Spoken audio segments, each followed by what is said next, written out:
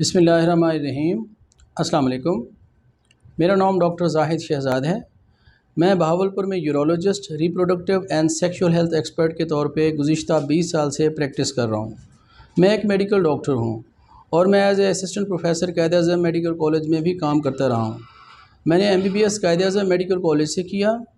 उसके बाद मैंने MPhil किया क्लिनिकल फार्माकोलॉजी में, जिसको इल्मुल अद्वियात कहते हैं। तो इस्लामी यूनिवर्सिटी में अपने MPhil के दौरान मैंने रिसर्च की इंसानी सेक्सुअल हेल्थ के ऊपर और रिप्रोडक्टिव हेल्थ के ऊपर।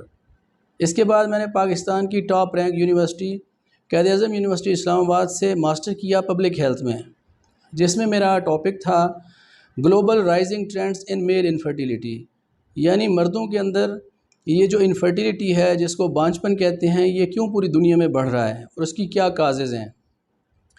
इसके अलावा मैंने 5 साल ट्रेनिंग की है यूरोलॉजी में, गुर्दा मसाना की स्पेशलिटी के अंदर मैंने की है, और department of urology and kidney transplant में मेरी 5 साल की ट्रेनिंग है FCPS में। इसके अलावा मैं international society of sexual health north America का भी मेंबर हूँ। ये पूरी दुनिया के ऊपर जो सेक्सुअल हेल्थ और इनफर्टिलिटी और जो भी रिप्रोडक्टिव हेल्थ के ऊपर इश्यूज़ होते हैं, ये उनके थिंक टैंक्स हैं, जिसका मैं पार्ट हूँ, जिसके ऊपर हम सारे जो रीसेंट एडवांसेस हैं इसके ऊपर रिसर्च करते हैं। इसके अलावा मैं PhD फ़ेलो भी हूँ। ये मेरा एक ब्रीफ सा तारुफ था। आज हमारा एक बहुत ही इम्पोर्टेंट अहम टॉपिक है, जिसके बारे में मैंने आपको, आवाम को और फिजिशियंस को और जो प्रैक्टिस करते हैं जनरल प्रैक्टिशनर्स को आगाही देनी थी। मेरा जो आज का टॉपिक है वो है इंसानी उज़्व के बारे में, कि मर्दाना उज़्व जो है उसके बारे में 10 ऐसी बातें हैं जिसको लोग बीमारी समझते हैं, जबकि वो नॉर्मल चीज़ होती है। और लोग इसके लिए दवाई हासिल करने के लिए किसी डॉक्टर्स के पास जाते हैं, होम्योपैथ के पास जाते हैं, हकीम के पास जाते हैं, सन्यासी के पास जाते हैं, डर्माटोलॉजिस्ट के पास जाते हैं। तो ये नॉर्मल होता है, इसके लिए दवाई लेने की ज़रूरत नहीं होती। तो ये मेरा सिलसिला है आगाही और सिलसिला रहनुमाई के नाम से जो लेक्चर्स मैं देता हूँ, जिससे लोगों को ये आगाही पैदा हो कि ये उनके अंदर ऐसी कोई बीमारी नहीं है, ये नॉर्मल फिजियोलॉजिकल मैकेनिज़्म है और इसके लिए उनको कोई ट्रीटमेंट लेने की ज़रूरत नहीं है और ना ही इसके लिए परेशान होने की ज़रूरत है। तो मर्दाना उज़्व, जिसको हम पीनस बोलते हैं, उसके अंदर 10 कौन सी ऐसी चीज़ें हैं जो कि नॉर्मल होती हैं और लोग इसको बीमारी कंसीडर करते हुए इसके बारे में परेशान होते हैं और डॉक्टर्स के पास या हकीम के पास या पंसारी के पास या डर्माटोलॉजिस्ट के पास या गायनेकोलॉजिस्ट के पास पहुँचे होते हैं। तो उसमें सबसे पहली बात इंसानी मर्दाना उज़्व के बारे में ये है कि उसका कलर बाकी बॉडी के कलर से थोड़ा सा डिफरेंट हो सकता है। उसकी स्किन थोड़ी डार्क हो सकती है और उसके ऊपर माइल्ड सी पिगमेंटेशंस भी हो सकती है, ये नॉर्मल है। बाकी बॉडी से मर्दाना उज़्व का पीनस के कलर का डिफरेंट होना ये नॉर्मल है। इसके लिए इसको बीमारी नहीं समझना चाहिए, इसके लिए परेशान नहीं होना चाहिए, इसके लिए डॉक्टर के पास नहीं जाना चाहिए। अगर उसके ऊपर कोई दाने हैं, ख़ारिश है या उसके ऊपर कोई इस तरह के रैशेस बने हुए हैं, फिर तो आप जाएं। लेकिन सिंपल सिर्फ कलर का डिफरेंस है तो इसको आप बीमारी मत समझिए और इसके लिए डॉक्टर्स के पास जाने की ज़रूरत नहीं है। तो पहली बात तो इसका कलर है। दूसरा, पीनस के नीचे जो थैली होती है, जिसको हम स्क्रोटम बोलते हैं, उसके अंदर टेस्टीज़ होती हैं, गोलियाँ होती हैं। इन गोलियों का साइज़ डिफरेंट हो सकता है, थोड़ा सा इनमें फ़र्क हो सकता है। एक गोली बड़ी हो सकती है और एक छोटी हो सकती है और उसमें माइल्ड सा फ़र्क होता है। यानी अगर एक 20 है तो दूसरा 18 का साइज़ है, 17 का साइज़ है, इतना अगर फ़र्क है 18-20 का, तो ये नॉर्मल है। कि एक टेस्टिस थोड़ा सा बड़ा हो और एक थोड़ा सा छोटा हो, तो ये नॉर्मल है, इसको बीमारी नहीं समझना चाहिए। इसके लिए डॉक्टर्स के पास जाने की, अल्ट्रासाउंड कराने की और मुख्तलिफ टेस्ट करवाने की ज़रूरत नहीं है, ये नॉर्मल होता है। अगर बहुत ज़्यादा डिफरेंस है, मतलब 1/4 का डिफरेंस है, 100 और 25 का डिफरेंस है, 1/4 है, तो फिर हम इसको एट्रोफिक टेस्टिस कह सकते हैं कि इसकी शायद ग्रोथ नहीं हुई या किसी वजह से, ट्रॉमा की वजह से या किसी वायरल इन्फेक्शन की वजह से कोई एक टेस्टिस छोटा रह गया और एक बड़ा रह गया हो, तो इसके लिए फिर एवेलुएट करना चाहिए अगर 1/4 का डिफरेंस है। लेकिन अगर 18-20 का डिफरेंस है तो ये जो टेस्टिस होती हैं, गोलियां होती हैं, ये नॉर्मल है। इसके लिए किसी यूरोलॉजिस्ट के पास या डॉक्टर्स के पास जाने की ज़रूरत नहीं है। और तीसरा पॉइंट है कि यही गोलियां टेस्टिस ये इसकी हैंगिंग पोजीशन में थोड़ा सा फ़र्क होता है, ये लटके हुए होते हैं, तो एक टेस्टिस ऊपर और एक टेस्टिस थोड़ा सा नीचे हो सकता है, यानी इनकी थोड़ी हैंगिंग पोजीशन डिफरेंट हो सकती है। तो ये थोड़ा सा ऊंचा और थोड़ा सा नीचे होना, यानी जैसे मैंने पहले अर्ज़ किया कि साइज़ में 18-20 का फ़र्क है, तो ऐसे ही 18-20 का फ़र्क अगर इसकी पोजीशन में है तो ये नॉर्मल है। इसके लिए किसी डॉक्टर के पास जाने की ज़रूरत नहीं है। ये नॉर्मल होता है कि एक स्क्रोटम लेफ़्ट या राइट वाली थोड़ी सी ऊपर और थोड़ी सी नीचे हो। लेकिन अगर बहुत ज़्यादा फ़र्क है कि बाज़ औक़ात पैदाइशी तौर के ऊपर एक कंडीशन होती है जिसको हम अनडिसेंडेड टेस्टीज़ कहते हैं, कि एक टेस्टीज़ या दोनों टेस्टीज़ ये एब्डोमेन से अमूमन डिसेंड करते हैं और नीचे स्क्रोटम में आते हैं और ये इंग्वाइनल रीजन में रह जाते हैं या ऊपर रह जाते हैं। यह एक कंडीशन होती है रिट्रैक्टाइल टेस्टीज़, कि एक गोली जो है ना बार बार ऊपर चली जाती है, फिर नीचे भी आ जाती है, ऊपर चली जाती है और फिर नीचे भी आ जाती है, तो ये रिट्रैक्टाइल टेस्टीज़ है। अगर ये वाली कंडीशन नहीं है तो थोड़ा सा इसके हैंगिंग पोजीशन का फ़र्क होना, ऊपर और नीचे होना, ये नॉर्मल है। इसको बीमारी नहीं समझना चाहिए, इसके लिए टेस्ट कराने की ज़रूरत नहीं है। चौथा अहम पॉइंट इंसानी और मर्दाना नफ्स के बारे में, पीनस के बारे में ये है कि इसके ऊपर जो वेन्स होती हैं, रगें, वो फूली हुई होती हैं और फील होती हैं और नज़र भी आती हैं कि रगें फूली हुई हैं, और लोग इसको बीमारी समझते हैं और इसके लिए हकीम के पास जाते हैं और वो समझते हैं कि शायद हमारी किसी ऐसी जवानी की हरकत की वजह से, मसलन मैस्टरबेशंस की वजह से या रगड़ की वजह से या टाइट कपड़े पहनने की वजह से इसके ऊपर रगें उभर आई हैं, नफ्स कमज़ोर हो गया है, उस वजह से हमारी रगें फूली हुई हैं, ये कमज़ोर है।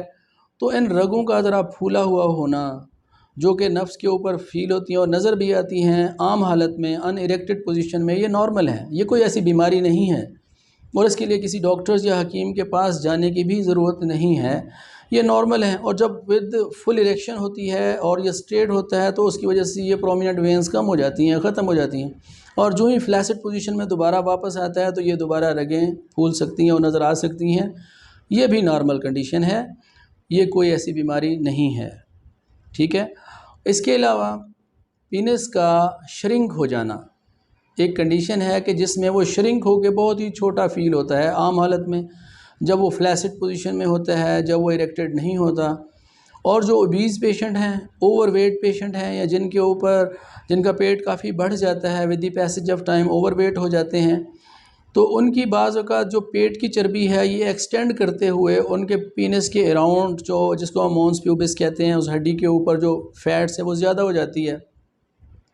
तो उस फैट्स के डिपॉजिट होने की वजह से, ये जमा होने की वजह से ये पीनस का साइज़ और कम फील होता है, और जब फ्लैसिड पोजीशन में होता है तो ये पीनस बाज़ औक़ात उस फैट्स में बरी भी हो जाता है और ये बरीड पीनस की तरह का लगता है कि बहुत ही छोटा महसूस होता है, कंट्रैक्ट हो जाता है, और लोग इसके बारे में बड़े वरी हो जाते हैं कि शायद पीनस का साइज़ बहुत कम हो गया है, और इस बारे में वो काफ़ी परेशान हो के डॉक्टर के पास या हकीम के पास जाते हैं और मुख्तलिफ़ किस्म की क्रीमें, ऑयल्स और पम्प और इस तरह की चीज़ें यूज़ करते हैं। मेरे पास पेशेंट आते हैं तो उनका मुआयना करने के बाद उनको मैं बताता हूँ कि that is a normal position और ये कोई इस तरह की इसकी श्रिंकेज नहीं हुई, और जब इरेक्शन की पोजीशन आती है तो वो अपनी नॉर्मल पोजीशन में आ जाता है। फिर इसमें हम कुछ उनको एडवाइस करते हैं कि अपना वेट रिड्यूस करे, अपनी फ़ैट्स को बर्न करे। तो ये कंट्रैक्ट हालत में पीनस के साइज़ का छोटा हो जाना और फैट्स में बरी हो जाना ये नॉर्मल है, इसके बारे में वरी नहीं होना चाहिए और किसी हकीम या डॉक्टर के पास जाने की ज़रूरत आपको नहीं है। और सबसे अहम एक कंडीशन है पीनस की, नफ्स की, जिसके बारे में सबसे ज़्यादा लोग परेशान होते हैं और मेरे पास आते हैं कि जी पीनस जो है ना ये कर्व है, टेढ़ा हो गया है, या वो इरेक्शन की पोजीशन में लेफ़्ट साइड पे थोड़ा सा कर्व हो जाता है या राइट साइड पे कर्व हो जाता है, डाउनवर्ड कर्व हो सकता है, अपवर्ड भी कर्व हो सकता है। तो ये माइल्ड सा कर्व जो है ये नॉर्मल है, ये कोई बीमारी नहीं है। कार्बोरा कैवर्नोसा जो इसके दो मसल्स होते हैं, इसमें से एक सिलेंड्रिकल मसल्स होते हैं, ये एक बड़ा और एक छोटा हो सकता है। तो जिस साइड का थोड़ा सा स्मॉल होता है लेफ़्ट साइड का, तो ये उस साइड पे कर्व हो जाता है, राइट साइड का अगर स्मॉल है तो उस साइड पे भी कर्व हो सकता है। और माइल्ड कर्व डाउनवर्ड या माइल्ड कर्व अपवर्ड हो तो ये भी नॉर्मल है, इसके बारे में परेशान और वरी होने की ज़रूरत नहीं है, इसके लिए कोई सर्जरी की भी ज़रूरत नहीं है, ठीक है। तो इसके बारे में डॉक्टर के पास जाके क्रीम लगाना या कोई इस तरह का इसके ऊपर बांधना, क्योंकि कुछ हकीमों ने ऐसी जानवरों की चर्बियों से ऐसे ऑयल बनाए हैं कि वो जानवर इन्फेक्टेड होता है, मसलन मुख्तलिफ़ किस्म के एनिमल्स की चर्बी से ऑयल बनाए जाते हैं। वो इन्फेक्टेड ऑर्गन्स से और इन्फेक्टेड फ़ैट से जब ये ऑयल बनाया जाता है और पीनस पे लगाया जाता है तो एलर्जी डेवलप हो जाती है, ब्लिस्टर्स बन जाते हैं, उसकी वजह से बहुत ज़्यादा नुकसानात होते हैं। और मेरे पेशेंट जो आए हैं कई लोग तो ऐसे गलत ऑयल लगाने की वजह से आए हैं। तो ये माइल्ड से कर्व के बारे में परेशान होने की ज़रूरत नहीं है, ये नॉर्मल है और ये अपना सेक्सुअल एक्ट पीनस जो है ये सही परफॉर्म कर लेता है। अगर माइल्ड कर्व है लेफ़्ट साइड पे या राइट साइड पे या डाउनवर्ड या अपवर्ड, तो इसके बारे में भी वरी होने की ज़रूरत नहीं है। और इसका है स्क्रोटम, जो मैं आपको बता रहा था कि पीनस के नीचे टेस्टीज़ की गोलियों की जो थैली होती है, इसका फैलना और सिकुड़ना। गर्मियों के अंदर ये फैल के बड़ी हो जाती है और सर्दियों में ये सिकुड़ती है। ये नॉर्मल फिजियोलॉजिकल मैकेनिज़्म है, क्योंकि इसके अंदर कुदरत ने जो मसल्स रखा हुआ है उस मसल्स की बड़ी खूबसूरती है कि वो इस स्क्रोटम के अंदर इन टेस्टीज़ का, इन गोलियों का जो टेम्परेचर है वो बॉडी के टेम्परेचर से 2 डिग्री सेंटीग्रेड डाउन रखते हैं। 2 डिग्री सेंटीग्रेड का डाउन होना ये बहुत ज़्यादा ज़रूरी है ताकि स्पर्म सही तरीके से बन सकें, डेवलप हो सकें। तो ये बॉडी से बाहर भी इसलिए स्क्रोटम होती है कि ये बॉडी के टेम्परेचर से ज़रा इसका टेम्परेचर कम होता है।